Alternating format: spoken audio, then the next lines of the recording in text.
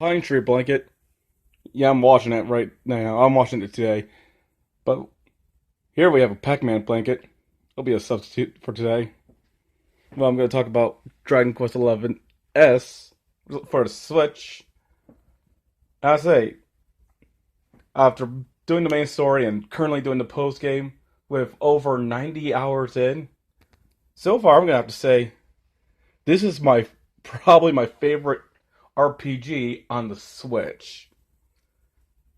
I've been a fan of the Dragon Quest series since I was in college. I've mentioned this in Dragon Quest Builders 2. I was super hyped when Hero was announced for Super Smash Bros. And I main Hero in Smash. And for quite some time, Dragon Quest 8, which was released on the PlayStation 2, is my was my favorite Dragon Quest game. But I think this is now my new favorite Dragon Quest game. And boy, is it huge. Just this huge world.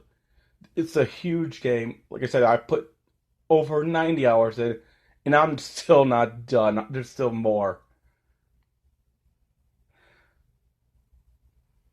You know, the music done by Koichi Sugiyama still fantastic.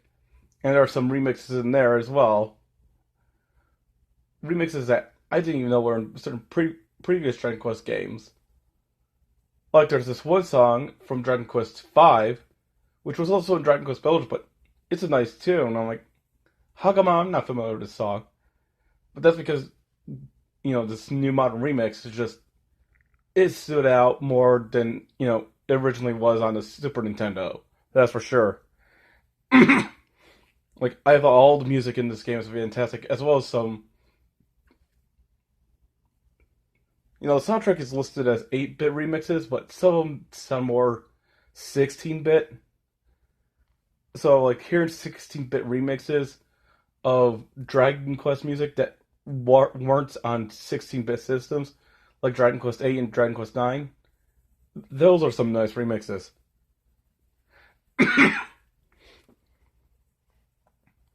Yeah.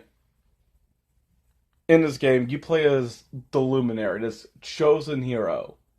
But quite early in the game, he's seen as this, outlaw for something he has no idea what's going on. And he feels like the only way to right my it's like to right the wrong or to get rid of this title of outlaw, he has to collect his party and defeat the evil one, Morrigan.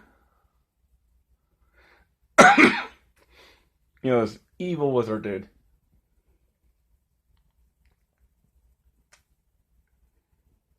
Your party members consist of a thief, these two sisters, a former princess, the hero's grandfather. You have like this entertainer. He's actually he's a gay character. I think he's like, what's his name? Salvando. Salvando. He's pretty much the first openly gay character that I've ever seen in the Dragon Quest series. And then there's another character who is an enemy at first, but you get him as a party member pretty much closer to the end of the game. Like it's a huge game, and there are actually some moments that truly remind me why I love the Dragon Quest series. I mean, I didn't forget why. I didn't forget. Like, there was never a moment like, why do I love the series? No, I never forgot. It's just that it kind of, in a way, reminded me. Like, there's this plot, this little side story with this mermaid. Like, hey, can you get me my love interest? Because he promised to marry me. And this mermaid sitting on this little side quest, and it ends in a pretty sad note. Like I was getting all these feels, and it reminds me of, like why I love the Dragon Quest series. Like, you go to these individual locations. In other RPGs, you go to a location, you advance the plot, whatever. go to the next location, do a little advancement of plot, whatever, move on. In Dragon Quest series, each location has its own story. It's not just there for the main characters, but there are some like the story, like the town itself has its share of characters, and they have their own stories, and you get invested with them.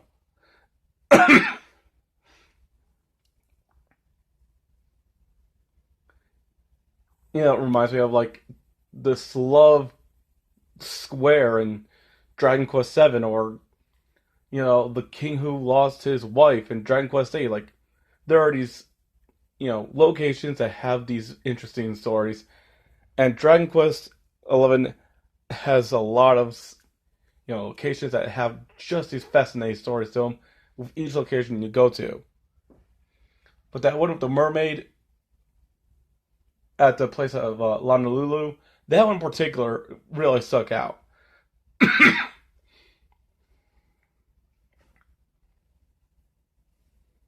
And the main story itself is not just huge, but that post game as well. Like I think I put 60 to 65 hours just in the main story, and that another 25 to 30 hours just in the post game, and it's just huge. And I think I have like another 10 to 15 hours to put in, so it's gonna be well over 100 hours. And honestly, after doing that entire main story and just doing this post game, which like I just don't want to stop playing, I'm like determined like, okay, not only this is my favorite Dragon Quest game, but this is also my favorite RPG on the Switch. If there's anyone watching this, give me what your opinion on your favorite RPG on the Switch is, because I might want to try them out too. Like this is somewhere like on my top five RPGs right now. Anyways, that's all I have to say. Have a nice day.